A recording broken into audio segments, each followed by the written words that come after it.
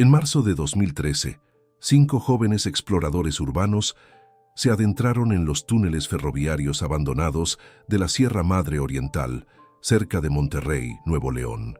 Llevaban cámaras, linternas y la sed de aventura que caracteriza a quienes buscan lugares olvidados por el tiempo. Sus nombres eran conocidos en foros de exploración, los rieles perdidos. Nunca regresaron a casa. Durante 11 años, sus familias vivieron en la incertidumbre más absoluta. Las autoridades cerraron el caso. Los túneles fueron sellados. El silencio se apoderó de la montaña. Pero en abril de 2024, un tren de carga que reactivaba la antigua ruta encontró algo en el túnel número 7 que cambiaría todo para siempre. No te vayas. Esta historia real te mantendrá despierto toda la noche. Suscríbete y activa la campana para no perderte ningún detalle de este misterio que ha conmocionado a todo México. Marzo de 2013, Monterrey, Nuevo León. El aire fresco de la madrugada regiomontana golpeaba suavemente los rostros de 5 jóvenes mientras caminaban por los senderos serpenteantes que llevaban a la antigua estación ferroviaria de San Pedro. Era el 15 de marzo de 2013, y el grupo conocido en Internet como Los Rieles Perdidos se preparaba para lo que sería su expedición más ambiciosa hasta la fecha. Alejandro Hernández, de 24 años, era el líder natural del grupo. Estudiante de Ingeniería Industrial en el Tecnológico de Monterrey, poseía una pasión desmedida por la historia ferroviaria de México y un conocimiento enciclopédico sobre las rutas abandonadas del norte del país. Sus compañeros lo seguían no solo por su experiencia, sino por su capacidad de hacer que cada exploración se sintiera como una aventura épica. Esa mañana llevaba consigo una mochila militar de color verde olivo repleta de mapas topográficos, una cámara digital profesional Canon EOS 5D y un GPS Garmin que había comprado especialmente para esta ocasión. «Hermanos, hoy vamos a hacer historia», declaró Alejandro mientras ajustaba las correas de su mochila. Sus ojos brillaban con esa mezcla de emoción y determinación que todos conocían bien. Estos túneles llevan más de 30 años sellados. Nadie ha documentado su estado actual. Vamos a ser los primeros en mostrar al mundo lo que queda de la ruta del acero. A su lado, Sofía Martínez, de 22 años, estudiante de comunicación audiovisual, revisaba meticulosamente su equipo de grabación. Era la documentalista oficial del grupo, aquella que se encargaba de inmortalizar cada momento, con su estilo cinematográfico único que había ganado seguidores en YouTube. Su canal Lugares Prohibidos MX tenía más de 50,000 suscriptores que esperaban ansiosamente cada nueva aventura. Llevaba 2 cámaras GoPro, una cámara de video Sony profesional y un dron DJI Phantom para tomas aéreas. «Mi equipo está listo», confirmó Sofía mostrando una sonrisa confiada mientras probaba las baterías de sus cámaras. «Las condiciones de luz van a ser perfectas cuando lleguemos al primer túnel. Según mis cálculos, el sol estará en el ángulo ideal para capturar la entrada». Diego Ramírez, el más joven del grupo con apenas 19 años, era estudiante de geología en la UANL y experto en espeleología. Su fascinación por las formaciones rocosas y los espacios subterráneos lo había llevado a explorar cenotes en Yucatán y cuevas en Coahuila. Para esta expedición había traído un equipo completo de escalada, cascos con lámparas LED, cuerdas de alta resistencia y un detector de gases que había tomado prestado del laboratorio de su universidad. Los túneles principales tienen una longitud aproximada de 2.3 kilómetros cada uno, explicó Diego mientras consultaba sus notas. Según los planos ferroviarios de 1975 que conseguí en el archivo municipal, hay 7 túneles conectados por una serie de puentes y viaductos. El túnel número 7 es el más largo, 4.2 kilómetros que atraviesan completamente la montaña. Mariana Vega, de 23 años, estudiante de psicología, era la voz de la precaución en el grupo, pero también la más entusiasta cuando se trataba de historias y leyendas urbanas. Había investigado exhaustivamente los antecedentes del lugar y conocía cada relato, cada rumor, cada historia que circulaba sobre los túneles abandonados. Su interés por el lado humano de la exploración urbana la había convertido en una especie de archivista emocional del grupo. He estado leyendo testimonios de trabajadores ferroviarios de los años 80, comentó Mariana mientras caminaban. Hay reportes de accidentes extraños, desapariciones de herramientas, ruidos inexplicables. Obviamente no creo en fantasmas, pero es interesante cómo el abandono de un lugar genera sus propias leyendas. El quinto miembro era Carlos Mendoza, de 25 años, técnico en sistemas y experto en comunicaciones. Era el encargado de mantener el contacto con el exterior y de documentar digitalmente todo el recorrido. Llevaba radios de largo alcance, un teléfono satelital de emergencia y equipos de medición ambiental. Su rol era crucial para la seguridad del grupo. El clima está perfecto, anunció Carlos consultando su teléfono. 0 probabilidad de lluvia, temperatura de 18 grados, vientos suaves del este. Las condiciones no podrían ser mejores. El grupo había planificado esta expedición durante meses. Los túneles ferroviarios de la Sierra Madre Oriental formaban parte de una ambiciosa ruta construida en los años 60 para conectar Monterrey con ciudades mineras del interior. El proyecto fue abandonado a mediados de los 80 debido a problemas económicos y cambios en las políticas de transporte del gobierno federal. Desde entonces, la naturaleza había comenzado a reclamar lentamente la infraestructura. Mientras ascendían por el sendero rocoso que llevaba a la antigua estación, el paisaje se transformaba gradualmente. Los edificios de Monterrey quedaban atrás, reemplazados por pinos, robles y montañas que se alzaban majestuosas contra el cielo azul pálido de la mañana. El aire se volvía más puro, cargado del aroma de la vegetación silvestre y la humedad característica de las zonas altas. «Miren eso», señaló Alejandro cuando llegaron a un mirador natural. Abajo, serpenteando entre la vegetación como una cicatriz antigua, se extendían los rieles oxidados que llevaban directamente al primer túnel. La vista era impresionante, una obra de ingeniería monumental que la naturaleza estaba reclamando lentamente. Enredaderas cubrían parcialmente las estructuras de concreto, árboles pequeños habían crecido entre los durmientes y el metal mostraba las marcas inequívocas del tiempo y el abandono. Sofía inmediatamente comenzó a filmar, capturando la magnificencia del paisaje y la emoción palpable del grupo. «Esto va a quedar increíble en el documental», murmuró mientras ajustaba el zoom de su cámara. «La historia que vamos a contar será épica». El descenso hacia los rieles les tomó aproximadamente 1 hora. Cada paso los alejaba más de la civilización y los adentraba en un mundo donde el tiempo parecía haberse detenido.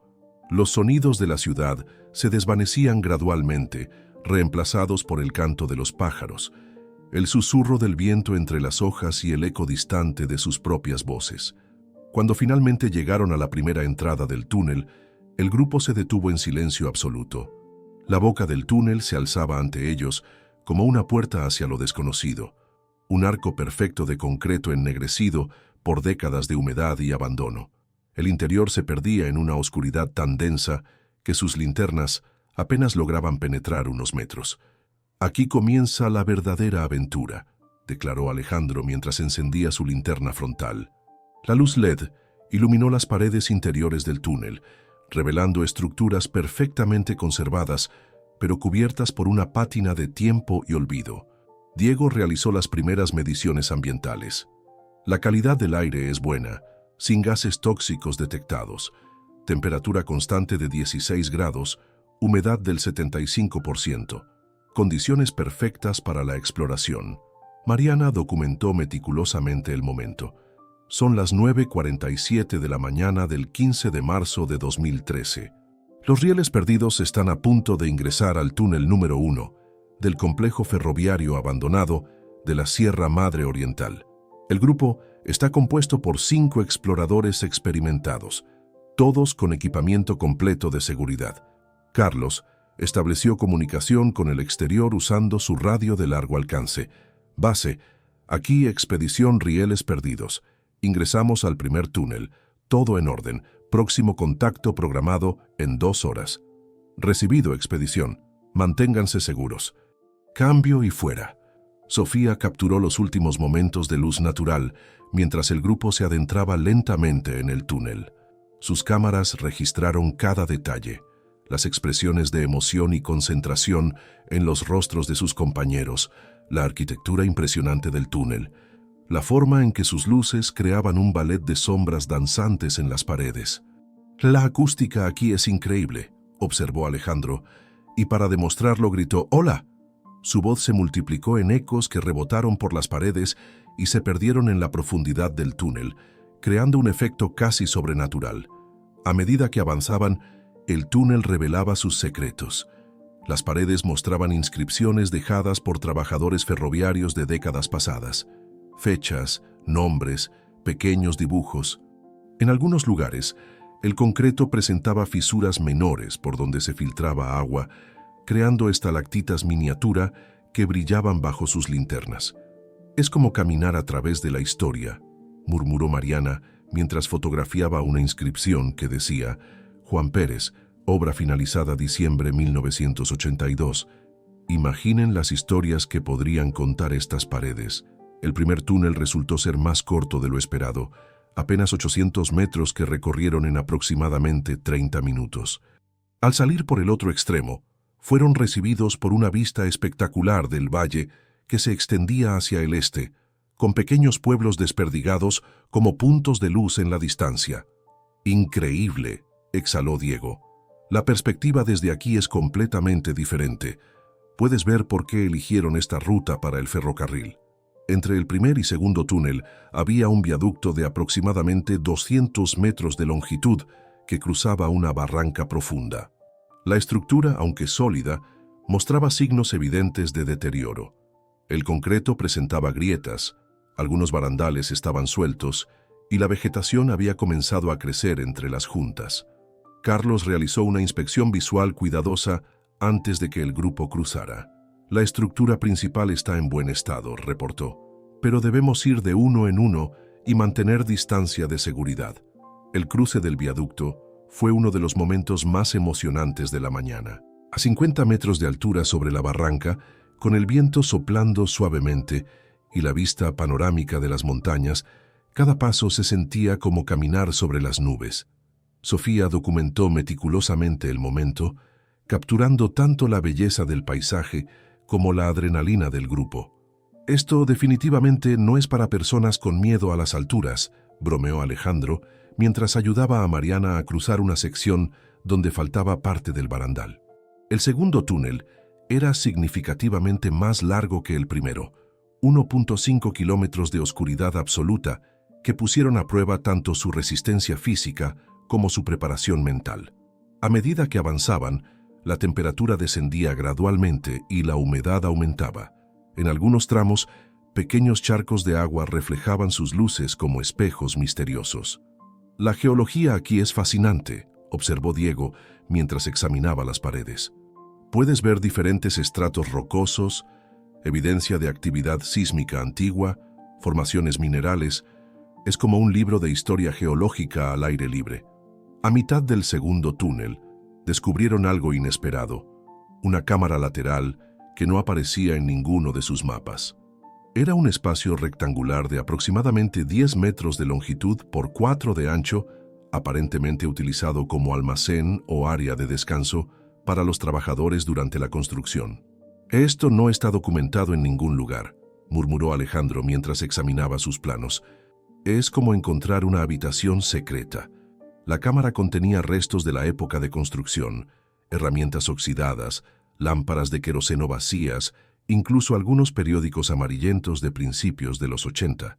Mariana se sintió como una arqueóloga descubriendo un sitio perdido. «Miren esto», dijo mostrando un periódico con fecha del 15 de julio de 1983. El titular hablaba sobre los avances en la construcción del complejo ferroviario y las esperanzas de que revolucionaría el transporte en la región. Carlos aprovechó la parada para realizar el segundo contacto programado con el exterior. «Base, aquí expedición Rieles Perdidos.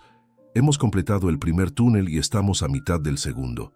Descubrimos una cámara no documentada con artefactos de la construcción original. Todo perfecto por acá. Recibido, expedición. Excelente progreso. Manténganse en contacto». El resto del segundo túnel transcurrió sin incidentes. Al salir, fueron recibidos nuevamente por la luz del sol, que ahora brillaba con más intensidad. Eran aproximadamente las 12:30 del mediodía, y decidieron hacer una parada para almorzar en una pequeña explanada que ofrecía vistas espectaculares del valle. Hemos recorrido aproximadamente el 30% de la ruta total, calculó Alejandro mientras consultaba sus mapas. A este ritmo, llegaremos al túnel número 7 alrededor de las 4 de la tarde. Diego utilizó el tiempo de descanso para realizar mediciones más detalladas de la zona. Su detector de gases no mostraba nada anormal, la temperatura se mantenía estable, y las condiciones generales eran ideales para continuar. El túnel número 7 va a ser el verdadero desafío, comentó mientras revisaba sus notas. 4.2 kilómetros de longitud, el doble que cualquiera de los que hemos explorado hasta ahora. Vamos a necesitar estar en perfectas condiciones. Sofía aprovechó la parada para revisar su material grabado y cambiar baterías. Estoy capturando cosas increíbles, reportó con entusiasmo. Este documental va a ser épico. Los suscriptores van a enloquecer cuando vean esto. Mariana había estado leyendo más testimonios históricos en su tablet que había cargado completamente antes del viaje. Encontré algo interesante, anunció. Según este informe de seguridad de 1984, hubo varios accidentes durante la construcción del túnel número 7. Aparentemente las condiciones geológicas eran más complicadas de lo previsto. ¿Qué tipo de accidentes?, preguntó Carlos con curiosidad profesional. Derrumbes menores, inundaciones temporales, problemas con la maquinaria. Nada catastrófico, pero sí retrasaron significativamente la construcción. De hecho, el túnel número 7 fue el último en completarse, apenas unas semanas antes de que todo el proyecto fuera cancelado. La información añadió una capa extra de intriga a la expedición. No solo estaban explorando una obra de ingeniería abandonada, sino también los últimos vestigios de un sueño nacional, truncado por circunstancias económicas y políticas. Después del almuerzo, el grupo reanudó su marcha con energías renovadas. Los túneles 3, 4 y 5 fueron relativamente similares a los primeros, estructuras bien conservadas, longitudes entre 1 y 2 kilómetros y diversas sorpresas arquitectónicas y históricas. En el túnel 4 encontraron un grafiti que decía «Última cuadrilla, diciembre 1984», aparentemente dejado por los últimos trabajadores antes del abandono definitivo. El túnel 5 presentó un desafío menor, una sección inundada de aproximadamente 50 metros que requirió caminar cuidadosamente sobre piedras y estructuras elevadas. Carlos bromeó que parecían estar en una película de aventuras, lo que generó risas y relajó la tensión del momento. «Somos como exploradores del siglo XXI», declaró Sofía mientras filmaba el cruce de la sección inundada, descubriendo los secretos de nuestro propio pasado. El túnel 6 fue el más corto de todos. Apenas 400 metros que funcionaban como conexión directa hacia la entrada del túnel número 7. Al salir, se encontraron frente a la estructura más imponente de todo el complejo. La entrada del túnel número 7 era significativamente más grande que las anteriores. El arco de concreto se alzaba a más de 6 metros de altura y tenía casi 8 metros de ancho, dimensiones que hablaban de la ambición original del proyecto. Sin embargo, también mostraba más signos de deterioro, grietas visibles en la estructura, filtración de agua más evidente y vegetación que había comenzado a invadir los primeros metros del interior. «Impresionante», murmuró Diego mientras realizaba sus mediciones preliminares. «La calidad del aire sigue siendo buena, pero la humedad ha aumentado al 85%. Vamos a necesitar tener cuidado extra con nuestro equipo electrónico». Eran las 3:45 de la tarde cuando el grupo se preparó para ingresar al túnel final. Alejandro realizó un último chequeo de todo el equipo. Sofía verificó que sus cámaras tuvieran baterías suficientes. Diego confirmó que sus instrumentos funcionaran correctamente. Mariana organizó sus notas y fotografías, y Carlos estableció contacto con el exterior. «Base, aquí Expedición Rieles Perdidos. Nos preparamos para ingresar al túnel número 7, el último y más largo del complejo. Todo en perfectas condiciones. Próximo contacto en 3 horas. Recibido, Expedición. Tengan mucho cuidado en el túnel largo, manténganse seguros. Antes de ingresar, el grupo se tomó una fotografía grupal frente a la entrada del túnel número 7. Fue la última imagen que se tomaría de los 5 juntos. «Hermanos», declaró Alejandro con solemnidad, «estamos a punto de hacer historia. Este túnel ha permanecido inexplorado durante más de 30 años. Vamos a ser los primeros en documentar su estado actual y en mostrar al mundo lo que queda de este sueño ferroviario». Con esas palabras, los rieles perdidos se adentraron en la oscuridad del túnel número 7. Sus linternas LED penetraron apenas unos metros en la inmensidad que se extendía ante ellos. El eco de sus pasos resonaba de manera diferente aquí, más profundo, más misterioso. 4.2 kilómetros, murmuró Sofía mientras comenzaba a grabar. Vamos a estar caminando en la oscuridad durante al menos 2 horas. Lo que ninguno de ellos sabía era que esa sería la última transmisión que realizarían. A las 4:00 de la tarde del 15 de marzo de 2013, 5 jóvenes exploradores desaparecieron en las profundidades del túnel número 7, dejando tras de sí solo preguntas, lágrimas y un misterio que permanecería sin resolver durante 11 años. Marzo, diciembre 2013. La primera señal de alarma sonó a las 7:00 de la noche del 15 de marzo de 2013, cuando Carlos Mendoza no realizó el contacto programado con el exterior. Su hermano mayor, Roberto Mendoza, había permanecido en casa monitoreando las comunicaciones del grupo y esperando ansiosamente noticias de la expedición. Al principio no se alarmó. Sabía que las exploraciones podían extenderse más de lo planeado, especialmente cuando se trataba de sitios tan extensos como el complejo ferroviario. Pero cuando las 8:00, luego las 9:00 y finalmente las 10:00 de la noche pasaron sin ninguna señal de los 5 exploradores, Roberto supo que algo estaba terriblemente mal. Carlos era obsesivamente puntual con sus reportes de seguridad. En los 3 años que llevaba participando en expediciones de exploración urbana, nunca había fallado en establecer contacto en los horarios acordados. «Algo está mal», murmuró Roberto mientras intentaba comunicarse por radio. «Carlos, ¿me escuchas? Aquí base. Por favor, respondan». Solo silencio. El tipo de silencio que hiela la sangre y hace que el estómago se contraiga con una sensación de terror primitivo.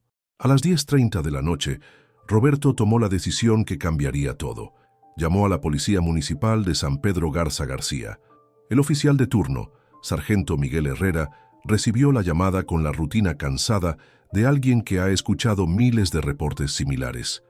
¿Me está diciendo que 5 adultos desaparecieron en unos túneles abandonados?, preguntó Herrera con un tono que mezclaba incredulidad y fastidio. «Mire, joven, probablemente decidieron acampar por la noche. Estos exploradores urbanos suelen hacer eso. ¿Por qué no espera hasta mañana antes de preocuparse?» «No lo entiende», insistió Roberto, la desesperación creciendo en su voz. «Mi hermano es un profesional. Tienen equipos de comunicación de largo alcance, GPS, todo lo necesario. Algo les pasó». Pero el sargento Herrera no se mostró convencido. En su experiencia, los jóvenes aventureros frecuentemente se metían en problemas menores y aparecían al día siguiente con historias exageradas y disculpas elaboradas. Prometió enviar una patrulla a revisar la zona primera hora de la mañana y colgó el teléfono. Roberto no pudo dormir esa noche. Permaneció junto a la radio intentando establecer contacto cada 15 minutos, alternando entre súplicas desesperadas y órdenes autoritarias. «Carlos, por favor, responde. Mamá está preocupada. Papá ya está preparando el coche para ir a buscarlos». Pero la radio solo devolvía estática y silencio. A las 5:00 de la madrugada del 16 de marzo, sin esperar a las autoridades, Roberto organizó su propio equipo de búsqueda. Convocó a amigos de la universidad, compañeros de trabajo de Carlos y otros exploradores urbanos de la comunidad local. A las 7:00 de la mañana, un convoy de 8 vehículos se dirigía hacia las montañas de la Sierra Madre Oriental. El equipo de búsqueda improvisado incluía a Marco Sánchez, ingeniero civil y amigo cercano de Alejandro, Laura Espinosa, compañera de clase de Sofía y también estudiante de comunicación audiovisual, Dr. Ramón Vega, padre de Mariana y médico con experiencia en rescate de montaña, y una docena más de voluntarios, todos unidos por la desesperación y la esperanza de encontrar a sus amigos con vida. Cuando llegaron a la entrada del primer túnel, encontraron evidencia inmediata de que el grupo había estado allí. Huellas frescas en el lodo, algunas barras de granola descartadas y, lo más inquietante de todo, una de las GoPro de Sofía, tirada junto a la entrada del túnel número 3. «Esto no es normal», murmuró Dr. Vega mientras examinaba la cámara. Sofía nunca dejaría caer su equipo. Es más cuidadosa que un cirujano con esas cámaras. Laura Espinosa, que conocía bien los hábitos de trabajo de Sofía, confirmó la observación. Ella trata sus cámaras como si fueran bebés. Algo definitivamente está mal. El equipo de búsqueda siguió la ruta obvia. Los túneles 1 through 6 fueron explorados sistemáticamente. En cada uno encontraron evidencia del paso del grupo, huellas, pequeños objetos descartados e incluso algunos lugares donde obviamente habían hecho pausas para descansar y tomar fotografías. Pero cuando llegaron a la entrada del túnel número 7, la evidencia se volvió más perturbadora.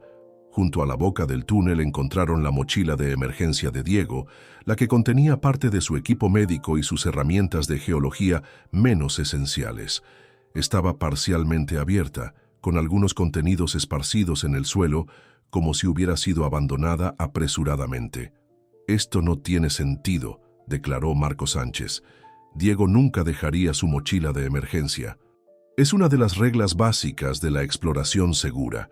Dr. Vega realizó una inspección más detallada de los objetos esparcidos. Entre ellos, encontró algo que le heló la sangre. Vendas médicas con manchas de sangre fresca, no más de 24 horas de antigüedad, según su estimación profesional. «¿Alguien se lastimó?», anunció gravemente. Y por la cantidad de sangre, no fue algo menor. El grupo de búsqueda se adentró cautelosamente en el túnel número 7. Llevaban linternas potentes, radios, cuerdas y equipos básicos de rescate. Dr. Vega había insistido en traer un botiquín médico completo y un desfibrilador portátil, preparándose para el peor escenario posible. Los primeros 500 metros del túnel no revelaron nada anormal. Las paredes mostraban las mismas características que los túneles anteriores: concreto envejecido pero estructuralmente sólido, humedad elevada y la oscuridad absoluta que requería iluminación artificial constante. Pero a los 800 metros de la entrada, encontraron algo que detuvo al grupo completo: la linterna frontal de Alejandro, tirada en el suelo y parcialmente sumergida en un charco de agua que reflejaba sus luces como un espejo siniestro. «Alejandro nunca se separaría de su linterna frontal», murmuró Marco. «Es como si un piloto se separara de sus instrumentos de vuelo». Laura recogió la linterna y la examinó cuidadosamente. «Todavía tiene batería», reportó después de encenderla. «No estuvo aquí mucho tiempo, máximo unas horas». A los 1200 metros encontraron la siguiente pista: la radio de largo alcance de Carlos, la misma que había usado para comunicarse con Roberto durante la mañana del día anterior. Estaba completamente funcional, con baterías cargadas y configurada en la frecuencia correcta. Pero cuando Marco intentó usarla para comunicarse con el exterior, solo obtuvo silencio.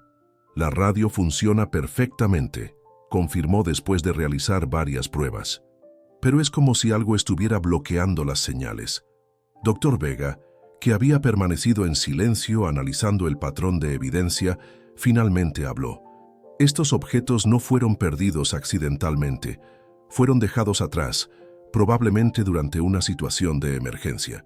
Alguien o algo los obligó a moverse rápidamente». A medida que el grupo de búsqueda avanzaba más profundamente en el túnel, la evidencia se volvía más desconcertante. A los 2 kilómetros encontraron una de las cámaras de video de Sofía, aparentemente abandonada a mitad de una grabación. Cuando Laura revisó la memoria, encontró footage que los llenó de esperanza y terror simultáneamente.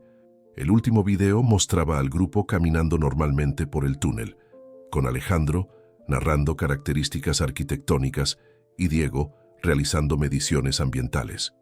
Pero los últimos 30 segundos del video captaron algo extraño. Un sonido distante que parecía venir de las profundidades del túnel, algo que hizo que los 5 exploradores se detuvieran abruptamente y dirigieran sus luces hacia adelante. ¿Escucharon eso?, se oía la voz de Carlos en el video. Sonó como maquinaria, respondía Diego con incertidumbre. Imposible, replicaba Alejandro. Estos túneles llevan décadas abandonados.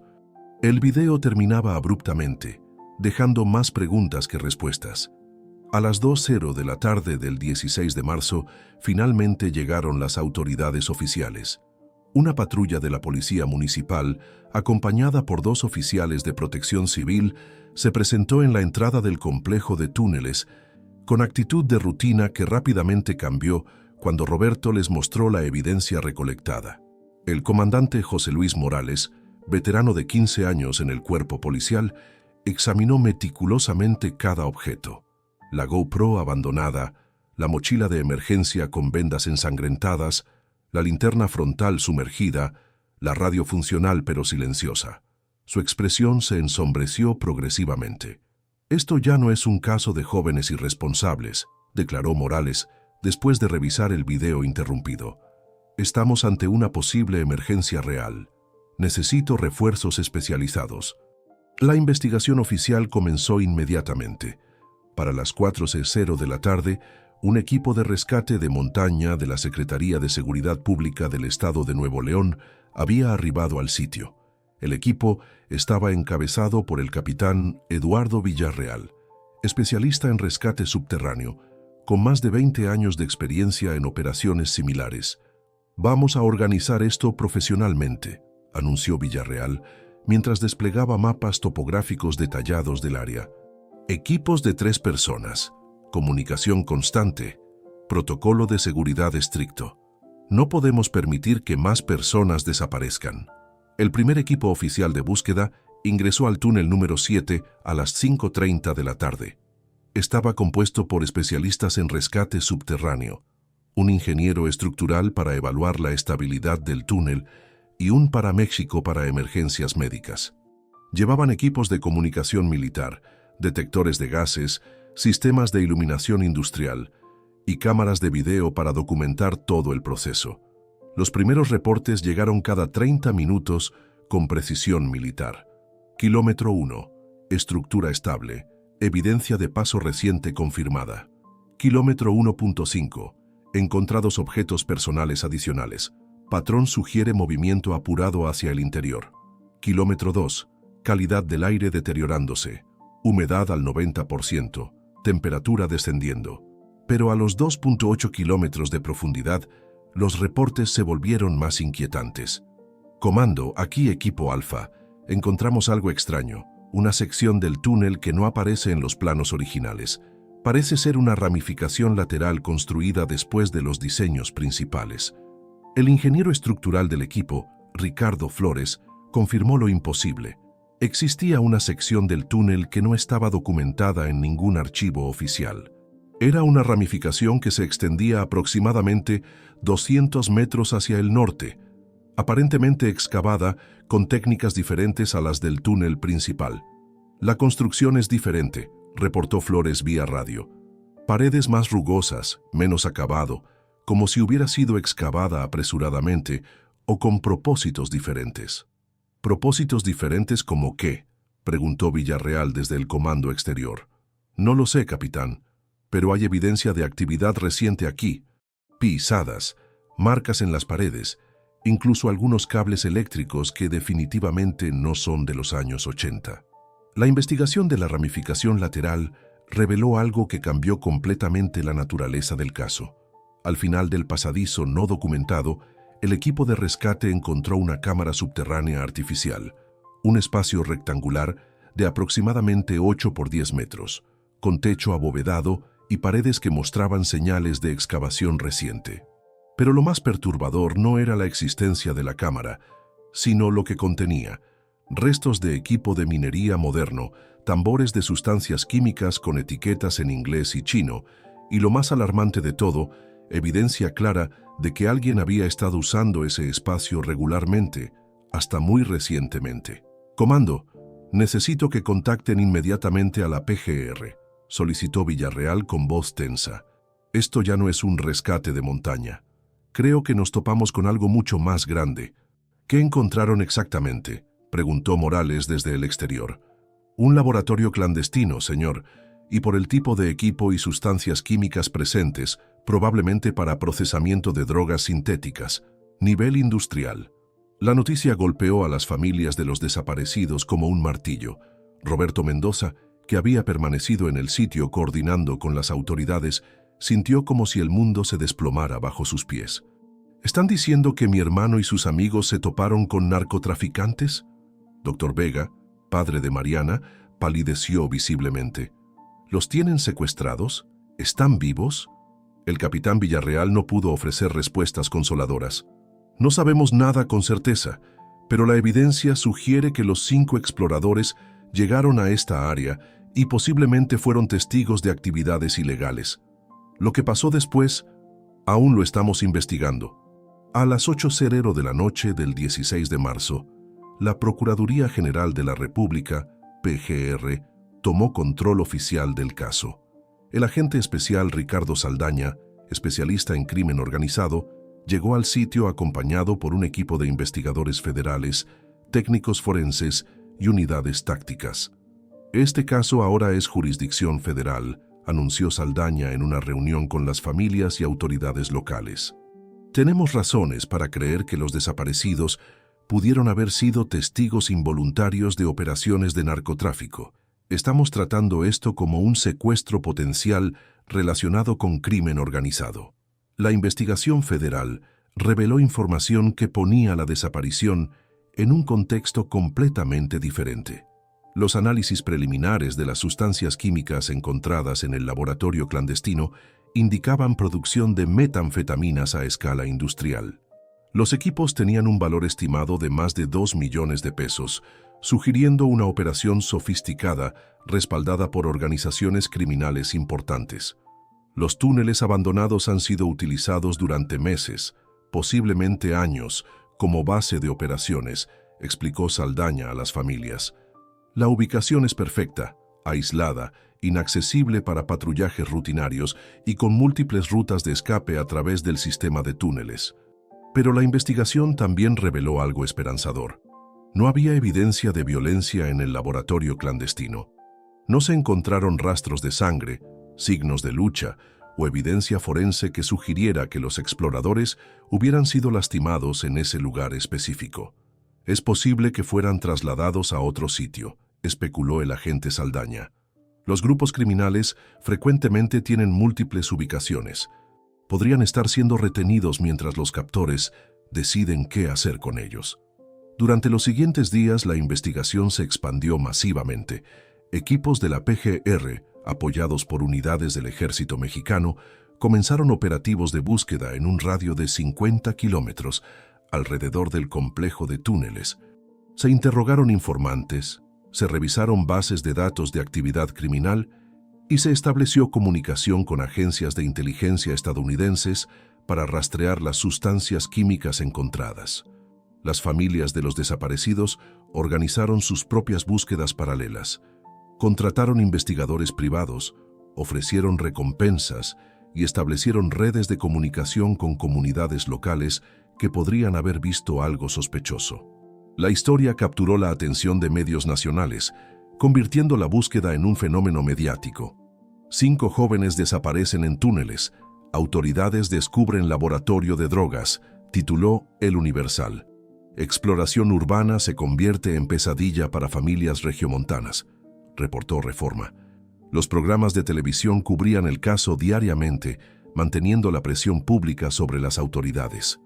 Sofía Martínez se había convertido involuntariamente en el rostro mediático del caso. Sus videos de YouTube, especialmente los que documentaban exploraciones anteriores, fueron vistos millones de veces. Su canal, Lugares Prohibidos MX, se convirtió en un memorial virtual donde miles de personas dejaban mensajes de apoyo y oraciones por su regreso seguro. Sofía siempre fue muy cuidadosa, declaró su madre, Elena Martínez, en una entrevista televisiva que se volvió viral. Nunca se arriesgaba innecesariamente. Si algo les pasó, no fue por imprudencia. Fueron víctimas de algo que estaba completamente fuera de su control.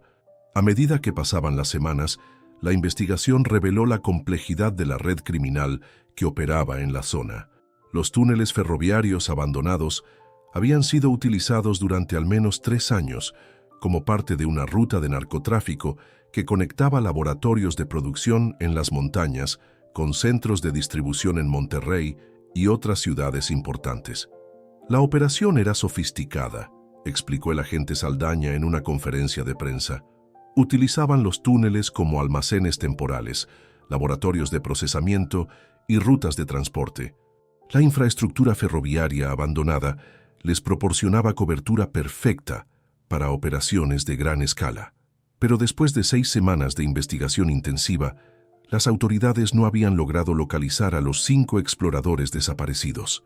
Se habían decomisado laboratorios, arrestado a operadores menores y desmantelado parte de la red criminal, pero Alejandro, Sofía, Diego, Mariana y Carlos permanecían desaparecidos.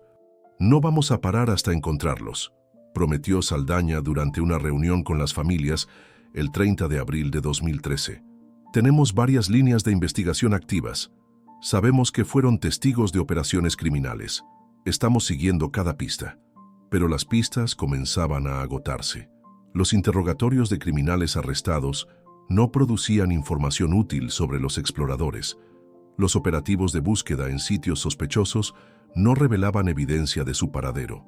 La investigación, que había comenzado con tanta esperanza y determinación, gradualmente se enfrentaba a la realidad brutal de que 5 jóvenes parecían haberse desvanecido en el aire. Durante el verano de 2013, las familias organizaron múltiples marchas y protestas para mantener atención pública en el caso. «No olviden a los rieles perdidos» se convirtió en un grito de batalla que resonaba en las calles de Monterrey. Miles de personas participaron en búsquedas voluntarias los fines de semana, peinando montañas, barrancos y poblados rurales en busca de cualquier rastro de los jóvenes. Laura Espinosa, la compañera de clase de Sofía, organizó una campaña en redes sociales que alcanzó dimensiones internacionales. «Encontremos ya a los rieles percebidos» se convirtió en trending topic en México y varios países latinoamericanos. Videos de apoyo llegaron desde España, Argentina, Colombia y Estados Unidos, convirtiendo la búsqueda en un símbolo de la lucha contra la impunidad. Pero a medida que 2013 llegaba a su fin, la dura realidad se hacía evidente. La investigación oficial estaba llegando a un punto muerto. A pesar de los millones de pesos invertidos, los cientos de agentes asignados y la atención mediática internacional, no habían logrado determinar el paradero de los 5 exploradores. «El caso permanece abierto y activo», declaró el agente Saldaña en diciembre de 2013, pero su tono carecía de la confianza que había mostrado meses antes. «Continuamos siguiendo pistas y mantenemos esperanza de resolver esta situación». Para las familias, las palabras oficiales sonaban cada vez más huecas. Roberto Mendoza había dejado su trabajo para dedicarse completamente a buscar a su hermano. Dr. Vega había gastado sus ahorros contratando investigadores privados. Elena Martínez había convertido su casa en un centro de comando informal para coordinar búsquedas voluntarias. «1 año», murmuró Roberto durante la vigilia del primer aniversario de la desaparición. «1 año entero y seguimos sin saber nada. Es como si la tierra se los hubiera tragado». Pero mientras las familias luchaban contra la desesperanza y las autoridades enfrentaban la realidad de un caso que parecía imposible de resolver, algo estaba ocurriendo en las profundidades de la montaña. Algo que permanecería oculto durante 11 años más, hasta que un tren de carga y un conductor curioso finalmente revelarían la verdad que había permanecido enterrada en la oscuridad del túnel número 7. 2014, 2024. Los años que siguieron a la desaparición de los rieles perdidos fueron una mezcla extraña de esperanza persistente y resignación gradual. Para las familias, cada día representaba una batalla entre mantener viva la fe de que sus seres queridos regresarían y la realidad aplastante de que el tiempo trabajaba en su contra. Roberto Mendoza nunca volvió a ser el mismo hombre. El hermano mayor que había prometido cuidar a Carlos toda la vida se convirtió en una sombra de sí mismo, consumido por la culpa de no haber insistido más con las autoridades esa primera noche. Desarrolló una rutina obsesiva. Cada sábado por la mañana conducía hasta los túneles abandonados y caminaba por los primeros kilómetros, gritando el nombre de su hermano hasta que la voz se le quebraba.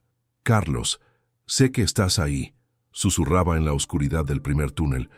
«No me he dado por vencido, nunca me voy a dar por vencido».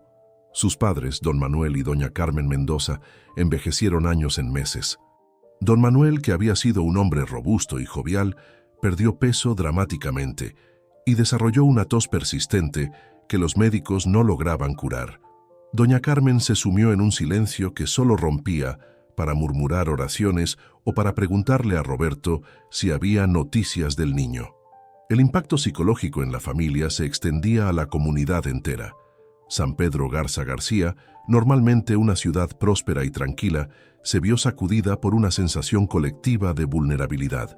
Si 5 jóvenes preparados y experimentados podían desaparecer sin rastro, ¿qué seguridad tenía cualquier familia? Elena Martínez, madre de Sofía, canalizó su dolor de manera diferente. Convirtió el canal de YouTube de su hija en un memorial vivo, subiendo videos semanales donde documentaba los esfuerzos de búsqueda, entrevistaba a las otras familias y mantenía viva la historia en la conciencia pública. «Mi Sofía siempre quiso contar historias que importaran», decía Elena en cada video, sentada en la habitación de su hija, que mantenía exactamente como estaba el día de la desaparición. «Ahora su historia es la que necesita ser contada. No vamos a permitir que la olviden».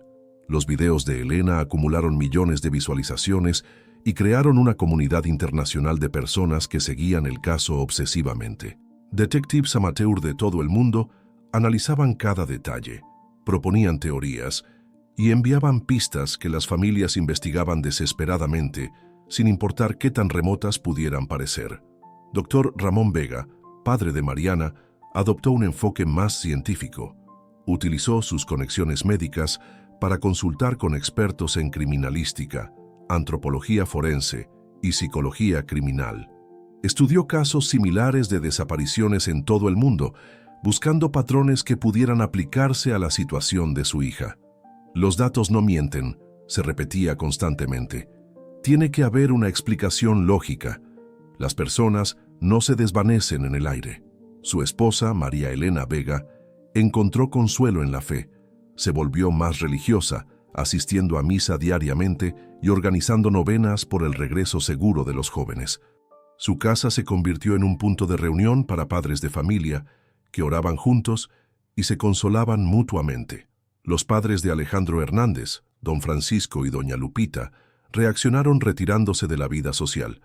Don Francisco, que había sido ingeniero de Pemex, se jubiló anticipadamente y pasaba días enteros en el estudio de su hijo, leyendo los mapas ferroviarios y los planes de exploración que Alejandro había dejado meticulosamente organizados. «Mi hijo era un planificador», murmuraba don Francisco mientras estudiaba los documentos. Cada expedición estaba planeada al detalle. Algo salió muy mal, algo que no pudo prever. Doña Lupita desarrolló una fijación con la comida de Alejandro. Cada día preparaba su desayuno favorito, huevos rancheros con tortillas hechas a mano, y lo dejaba en la mesa hasta la noche, por si acaso regresa hoy. Los padres de Diego Ramírez, siendo los más jóvenes de todas las familias afectadas, lucharon de manera diferente. Claudia Ramírez, madre de Diego, se sumergió en el activismo social, trabajando con organizaciones que apoyaban a familias de desaparecidos. Se convirtió en una voz prominente en conferencias nacionales sobre derechos humanos y desapariciones forzadas. Diego tenía solo 19 años, declaraba en cada evento. Era un niño brillante con toda la vida por delante. No vamos a permitir que su caso se archivee como una estadística más. Su esposo, ingeniero José Ramírez, se enfocó en mantener vivo el legado académico de su hijo.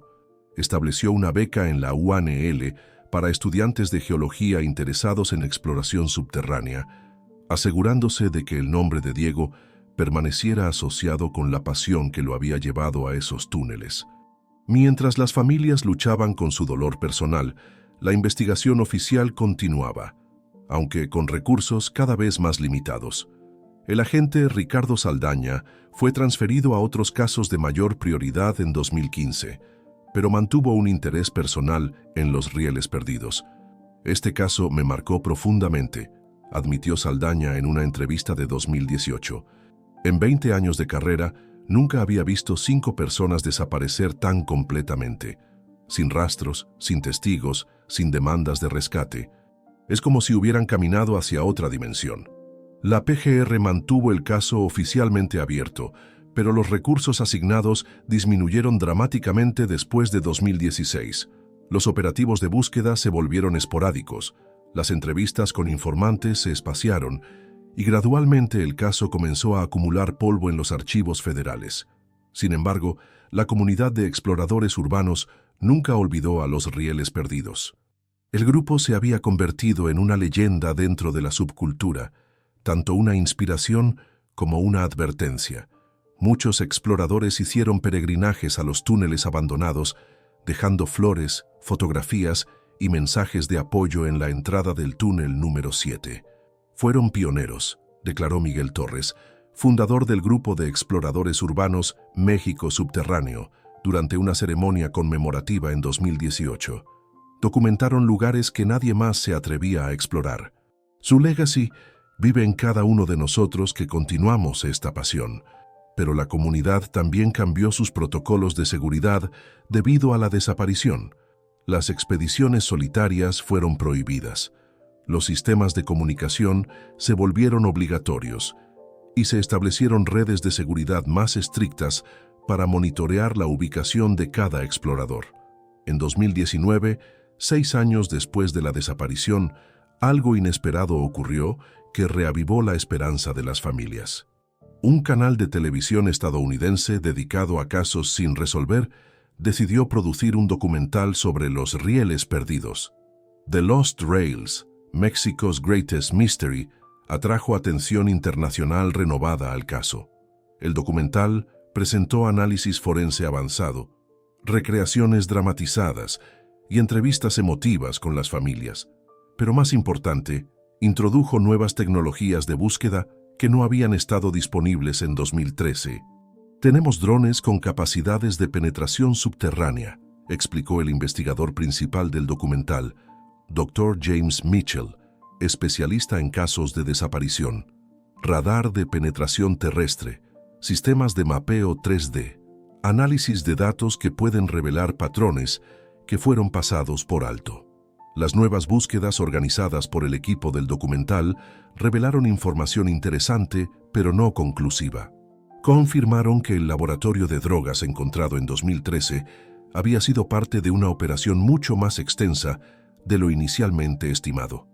Los túneles habían sido modificados sistemáticamente durante años, creando una red de espacios ocultos que se extendía mucho más allá del túnel número 7.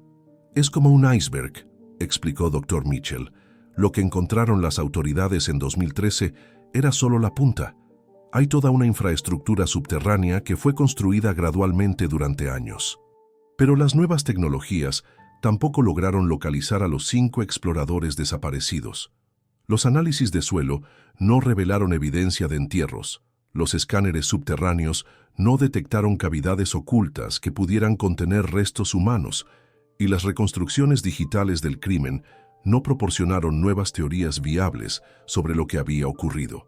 El documental terminó con la misma pregunta que había atormentado a las familias durante años. ¿Qué pasó con los rieles perdidos? Para 2020, las familias habían desarrollado diferentes estrategias para lidiar con la ausencia prolongada. Algunos miembros habían encontrado una especie de paz resignada, mientras otros mantenían una determinación feroz de continuar buscando. Roberto Mendoza se había casado en 2018 con una mujer que entendía y respetaba su necesidad de continuar buscando a Carlos. Su esposa, Ana, frecuentemente lo acompañaba en sus peregrinajes semanales a los túneles, proporcionando apoyo emocional silencioso mientras él gritaba el nombre de su hermano en la oscuridad. Elena Martínez había expandido su activismo, trabajando con la Comisión Nacional de Búsqueda de Personas Desaparecidas para mejorar protocolos de investigación. Su dolor personal se había transformado en una misión social más amplia de ayudar a otras familias que enfrentaban situaciones similares. Sofía habría querido que su historia ayudara a otros, explicaba Elena durante conferencias sobre derechos de víctimas. Si no podemos traerla de vuelta, al menos podemos asegurar que otras familias reciban mejor apoyo del que nosotros tuvimos. Dr. Vega había comenzado a escribir un libro sobre la experiencia familiar de enfrentar una desaparición prolongada. Su enfoque médico lo había llevado a estudiar los impactos psicológicos de la incertidumbre crónica y los mecanismos de supervivencia emocional que desarrollan las familias. La esperanza puede ser tanto una bendición como una maldición, escribía en sus notas. Te mantiene vivo, pero también te impide encontrar paz. Es un balance delicado entre mantener fe y aceptar realidad. En 2021, 8 años después de la desaparición, ocurrió un evento que muchos interpretaron como simbólico. Las autoridades de Nuevo León anunciaron planes para reactivar parcialmente el sistema ferroviario abandonado como parte de un proyecto de desarrollo económico regional. Los túneles que habían sido el escenario de la tragedia serían restaurados y utilizados nuevamente para transporte de carga. Es agridulce, comentó don Francisco Hernández durante una entrevista. Por un lado, significa que el sueño ferroviario que tanto fascinaba a Alejandro finalmente se realizará. Por otro lado, siento como si estuvieran borrando las últimas conexiones físicas con mi hijo. Las familias solicitaron que se realizaran búsquedas exhaustivas antes de cualquier trabajo de restauración, petición que fue aceptada por las autoridades. Sin embargo, las búsquedas de 2021 y 2022 tampoco revelaron nueva evidencia sobre el paradero de los rieles perdidos.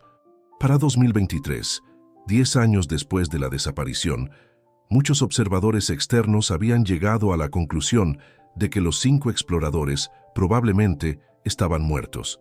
Las estadísticas de casos similares sugerían que las posibilidades de supervivencia después de una década eran prácticamente nulas, pero las familias, aunque profundamente heridas y emocionalmente agotadas, se negaban a aceptar esta realidad. Habían desarrollado una filosofía de esperanza persistente que les permitía continuar funcionando mientras mantenían viva la posibilidad de un milagro. Hasta que no vea un cuerpo, mi hijo está vivo, declaraba doña Carmen Mendoza en cada aniversario. Una madre sabe estas cosas. Lo sentiría en mi corazón si hubiera muerto. Esta convicción maternal, compartida por todas las madres del grupo, se había convertido en una fuerza inquebrantable que mantenía viva la búsqueda, incluso cuando la lógica sugería lo contrario. En abril de 2024, exactamente 11 años después de la desaparición, las autoridades ferroviarias comenzaron las pruebas preliminares del sistema restaurado. Trenes de carga comenzarían a utilizar los túneles por primera vez en más de 4 décadas, transportando minerales desde las minas de la Sierra Madre Oriental hacia los centros industriales de Monterrey. Los Fernández fueron las primeras locomotoras en atravesar los túneles restaurados. Los operadores, conscientes de la historia trágica asociada con el lugar, procedían con precaución extra y respeto por la memoria de los desaparecidos. «Es extraño», comentó Raúl Fernández, el ingeniero principal del primer tren de prueba, «conducir por estos túneles sabiendo lo que pasó aquí. Uno no puede evitar preguntarse si algún día sabremos la verdad. Nadie podía imaginar que esa verdad estaba a solo días de ser revelada, oculta en la oscuridad del túnel número 7, esperando a que el destino y la casualidad finalmente alinearan las circunstancias perfectas para su descubrimiento». Las familias de los rieles perdidos habían vivido 11 años en un limbo emocional brutal, sostenidas solo por la esperanza y la negativa absoluta a rendirse. Estaban a punto de descubrir que su fe inquebrantable había estado justificada de una manera que ninguno de ellos podría haber imaginado. Abril 2024. El 23 de abril de 2024 amaneció como cualquier día ordinario en la vida de Raúl Fernández, operador de locomotoras con 25 años de experiencia en el sistema ferroviario mexicano. A sus 47 años, Raúl había conducido trenes por prácticamente todas las rutas del norte del país, pero ese día se preparaba para algo completamente nuevo: ser el primer maquinista en llevar un tren de carga comercial a través de los túneles restaurados de la Sierra Madre Oriental. «Hoy hacemos historia, muchachos», declaró Raúl a su equipo mientras realizaban la inspección matutina de la locomotora en los patios ferroviarios de Monterrey. Estos túneles llevan 40 años esperando este momento. Su equipo estaba compuesto por Mario Sandoval, el conductor auxiliar de 32 años que había seguido obsesivamente el caso de los rieles perdidos desde 2013, y Javier Herrera, el inspector de carga de 29 años, especialista en detectar irregularidades durante el transporte. Los tres hombres habían sido seleccionados específicamente para esta misión inaugural debido a su experiencia y reputación impecable en seguridad ferroviaria. La locomotora que conducirían era una GS 44 AC moderna, una bestia de 4.400 caballos de fuerza que arrastraría 47 vagones cargados con concentrado de zinc desde las minas reaperturadas de la Sierra Madre Oriental hasta las plantas procesadoras en la zona industrial de Monterrey. Era exactamente el tipo de operación para la cual estos túneles habían sido originalmente diseñados en los años 60. «La carga está perfectamente balanceada», reportó Javier después de completar su inspección. «Peso total, 3.200 toneladas. Distribución uniforme, sistemas de frenado verificados, todo en verde». Mario había pasado la noche anterior estudiando los mapas actualizados del recorrido y las especificaciones técnicas de los túneles restaurados. La ruta total son 47 kilómetros, con 7 túneles que totalizan 18.3 kilómetros subterráneos, recitó mientras ajustaba los controles de comunicación. Velocidad máxima autorizada, 45 kilómetros por hora en los túneles, 65 en las secciones al aire libre. Pero ninguno de los tres hombres podía ignorar la sombra histórica que se cernía sobre su misión. Todos conocían la historia de los rieles perdidos, todos habían seguido el caso durante años, y todos se sentían como si estuvieran entrando no solo en túneles restaurados, sino en una leyenda urbana viviente. «Mi esposa me hizo prometer que tendría cuidado extra hoy», confesó Mario, mientras verificaba los sistemas de radio. «Dice que esos túneles están malditos. Obviamente no creo en esas cosas, pero uno nunca sabe». Raúl, veterano de incontables rutas peligrosas, intentó aliviar la tensión. «Los únicos fantasmas que vamos a encontrar son los ecos de nuestras propias voces. Estos túneles fueron inspeccionados centímetro por centímetro durante la restauración. Si hubiera algo que encontrar, ya lo habrían encontrado». Pero incluso Raúl sentía una inquietud extraña mientras conducía la locomotora hacia las montañas esa mañana. No era superstición, era la sensación tangible de estar entrando en un lugar donde había ocurrido una tragedia sin resolver. Era como visitar un cementerio, donde algunas tumbas permanecían sin lápidas. A las 10:30 de la mañana, el tren llegó a la entrada del primer túnel. Raúl redujo la velocidad a 25 kilómetros por hora, menos de la mitad de la velocidad autorizada, como gesto de respeto y precaución extra. Los faros frontales de la locomotora penetraron la oscuridad del túnel como lanzas de luz, revelando paredes de concreto perfectamente restauradas y rieles que brillaban como espejos bajo la iluminación LED. «Túnel 1, ingresando», reportó Mario por radio al centro de control. «Visibilidad perfecta. Infraestructura en excelentes condiciones, procediendo según protocolo. Recibido tren 4847. Manténganse en contacto constante». El primer túnel se sintió interminable, a pesar de ser relativamente corto. El eco del motor diésel reverberaba contra las paredes creando una sinfonía industrial que se había silenciado durante 4 décadas. Era emocionante y sobrecogedor simultáneamente estar reviviendo el sueño ferroviario original mientras navegaban por el escenario de una pesadilla moderna.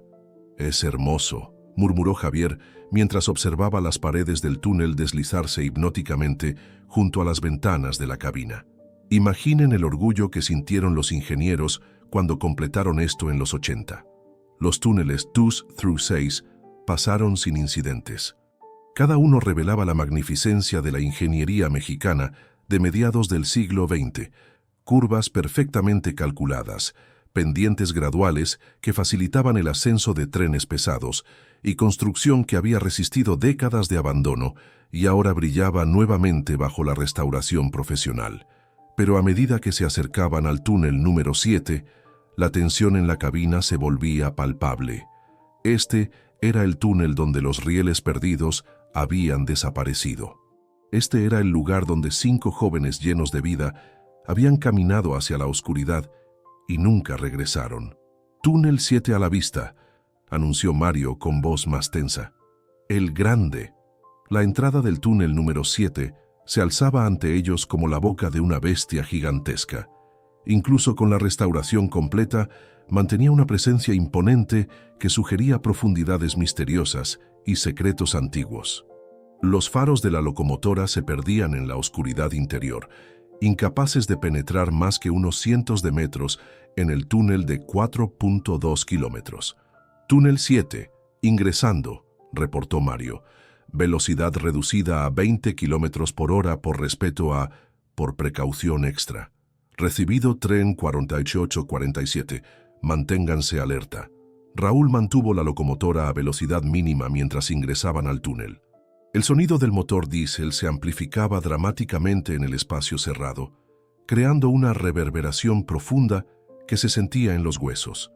Las luces LED de la restauración iluminaban las paredes en intervalos regulares, creando un efecto estroboscópico que jugaba trucos ópticos en los ojos. «La acústica aquí es increíble», observó Javier. «Puedes escuchar cada detalle del motor amplificado 10 veces». Llevaban aproximadamente 15 minutos avanzando por el túnel número 7 cuando Raúl notó algo extraño en los rieles adelante. A unos 200 metros de distancia, los faros de la locomotora iluminaban algo que no debería estar allí. Una irregularidad en la pared del túnel que no coincidía con las especificaciones de restauración. «¿Ven eso?», preguntó Raúl señalando hacia adelante. «En la pared derecha, como a 200 metros. ¿Eso es parte de la restauración?». Mario tomó binoculares y enfocó hacia donde Raúl señalaba. «No, no parece ser parte del diseño original. Parece como si parte de la pared hubiera colapsado». Javier también examinó la irregularidad con sus binoculares. «Definitivamente no es normal. Parece ser un agujero o una abertura que no estaba en los planos de restauración». Raúl redujo aún más la velocidad del tren, avanzando ahora a menos de 10 kilómetros por hora. Como operador experimentado, sabía que cualquier irregularidad estructural en un túnel podía representar un peligro serio, especialmente para un tren cargado con más de 3.000 toneladas. «Centro de control, aquí tren 4847», llamó Mario por radio. «Reportamos una irregularidad estructural en túnel 7. Parece ser una abertura no documentada en la pared del túnel. Solicitamos instrucciones». «Recibido tren 4847. Manténganse en posición. Contactamos a supervisión de mantenimiento». Mientras esperaban instrucciones, el tren se detuvo aproximadamente a 50 metros de la irregularidad. Los 3 hombres se bajaron de la locomotora con linternas potentes para realizar una inspección visual más detallada. El protocolo de seguridad requería investigar cualquier anomalía estructural antes de proceder. «Dios mío», exhaló Mario cuando iluminó directamente la abertura en la pared. «Esto no es un colapso, es una entrada». Lo que habían visto desde la distancia como una irregularidad estructural resultó ser mucho más significativo. Era una abertura rectangular en la pared del túnel, aproximadamente de 2 metros de altura por 1.5 metros de ancho, que claramente había sido excavada intencionalmente. Los bordes mostraban marcas de herramientas y el interior se perdía en una oscuridad que sus linternas no lograban penetrar completamente. «Esto definitivamente no estaba en los planos de restauración», murmuró Javier. «Y por las marcas de las herramientas, tampoco es de la construcción original de los años 80. Raúl, con su experiencia de décadas, inmediatamente reconoció las implicaciones. Esto fue excavado después de la construcción original, probablemente durante los años cuando los túneles estaban abandonados. Los tres hombres se miraron con una mezcla de curiosidad y aprensión. Todos pensaban lo mismo, pero Mario fue quien lo verbalizó. ¿Creen que esto tenga algo que ver con los rieles perdidos? Solo hay una manera de saberlo, declaró Raúl después de un momento de silencio. Pero primero necesitamos reportar esto oficialmente. Mario contactó nuevamente al centro de control. Centro de control, hemos inspeccionado la irregularidad.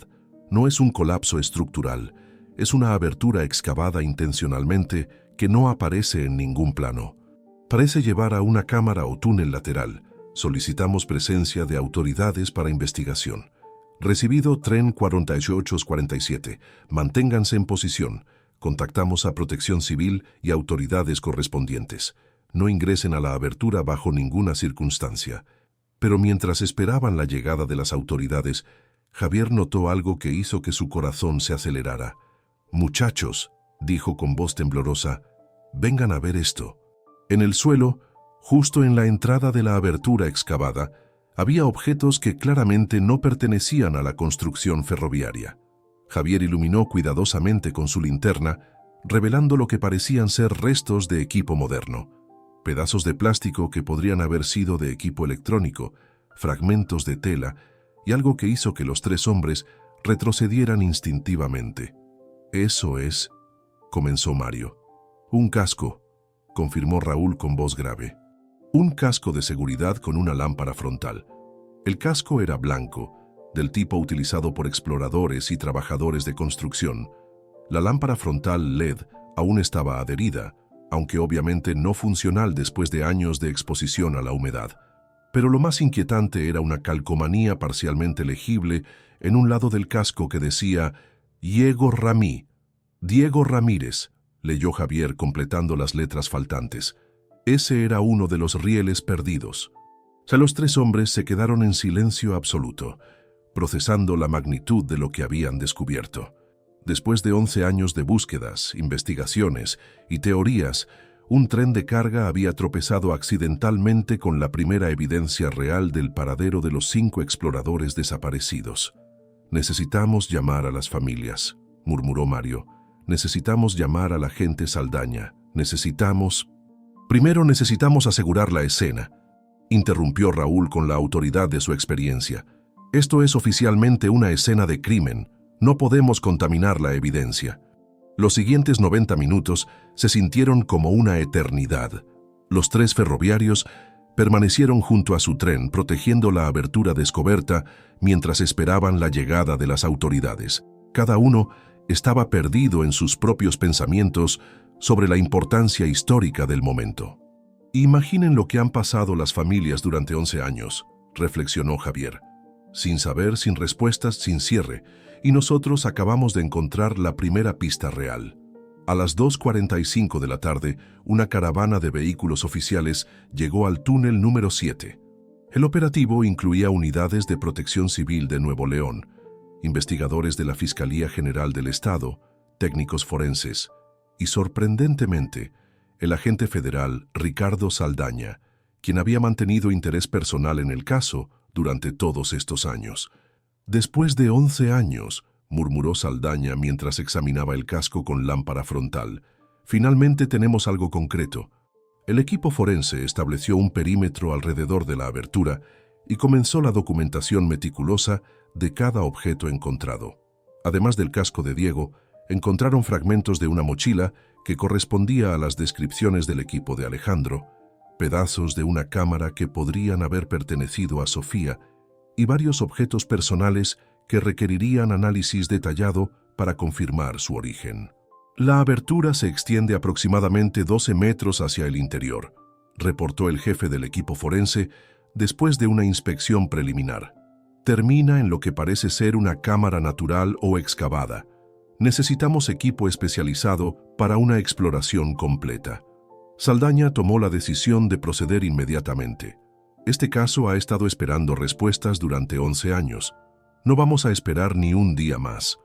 A las 5:30 de la tarde, un equipo de especialistas en rescate subterráneo ingresó a la abertura con cámaras, equipos de iluminación profesional y detectores de gases. Los tres ferroviarios permanecieron junto a su locomotora, testigos involuntarios de un momento histórico. Lo que el equipo de rescate encontró en la cámara interior cambiaría para siempre la comprensión del caso de los rieles perdidos. La cámara, que medía aproximadamente 4 por 6 metros, contenía evidencia de que había sido habitada durante un período extendido.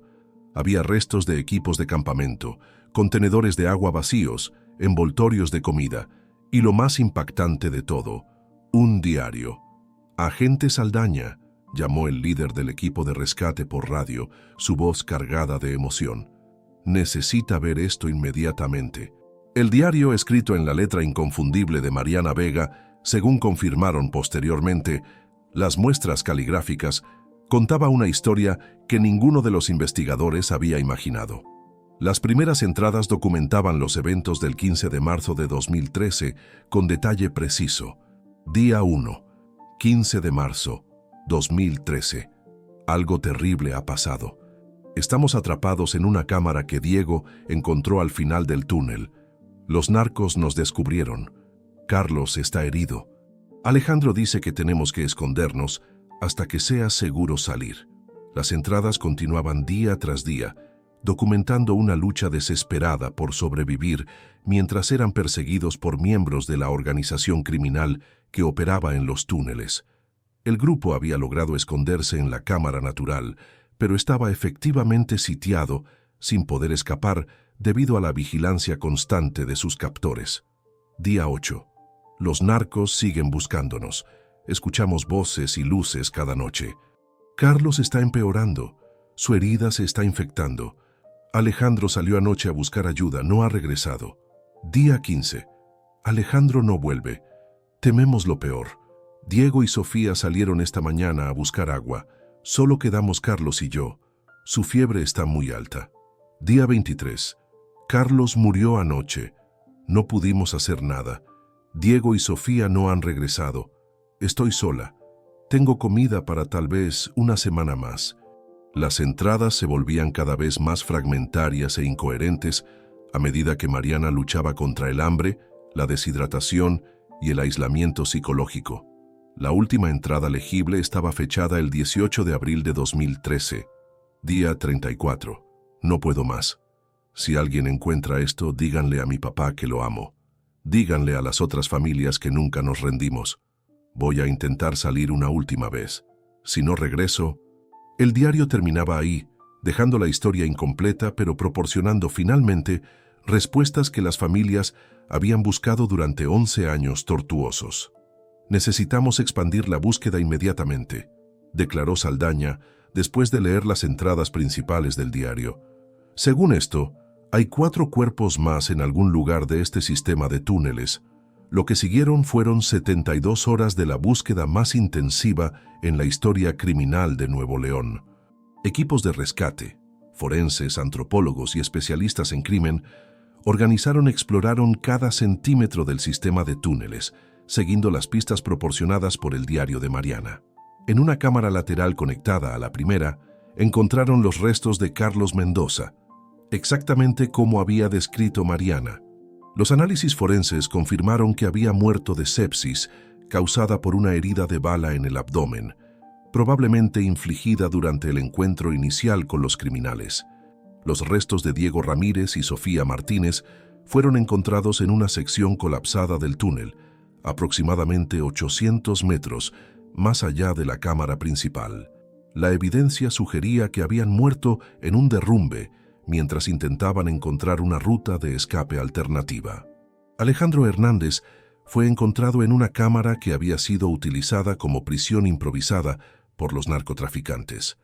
Los análisis forenses indicaron que había sobrevivido aproximadamente 2 semanas después de ser capturado, probablemente siendo interrogado sobre los otros miembros del grupo y sus intenciones.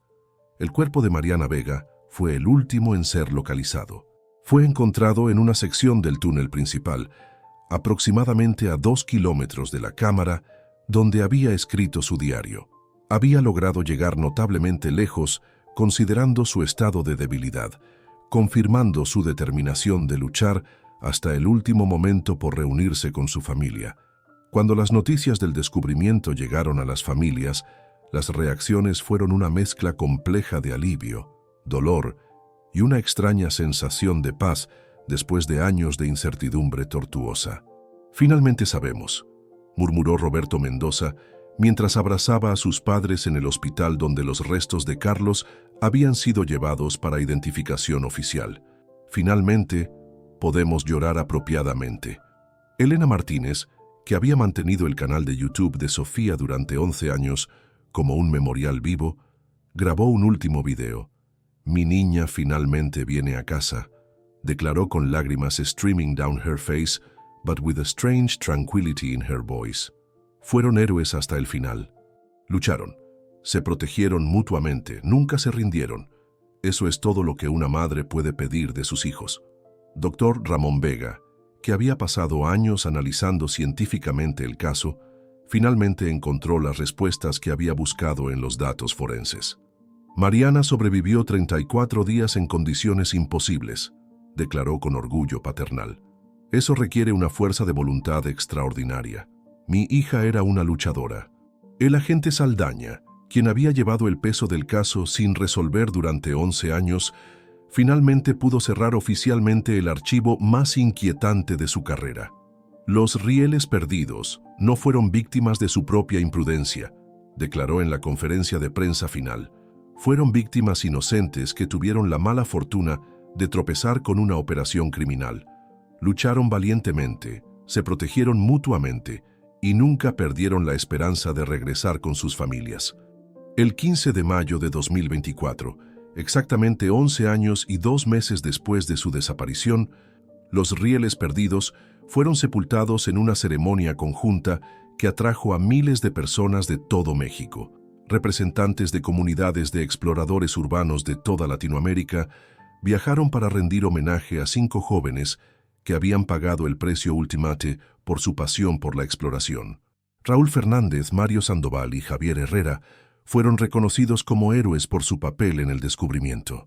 Pero los 3 hombres insistieron en que el verdadero heroísmo había sido demostrado por 5 jóvenes que se negaron a rendirse incluso en las circunstancias más desesperantes. «Nosotros solo manejábamos un tren», declaró Raúl durante la ceremonia. «Los verdaderos héroes son esos 5 jóvenes que demostraron que el espíritu humano puede resistir cualquier cosa». El túnel número 7 fue renombrado oficialmente como Túnel de los Rieles Perdidos, en honor a su memoria. Una placa conmemorativa fue instalada en la entrada, asegurando que su historia permaneciera como parte permanente de la historia ferroviaria mexicana.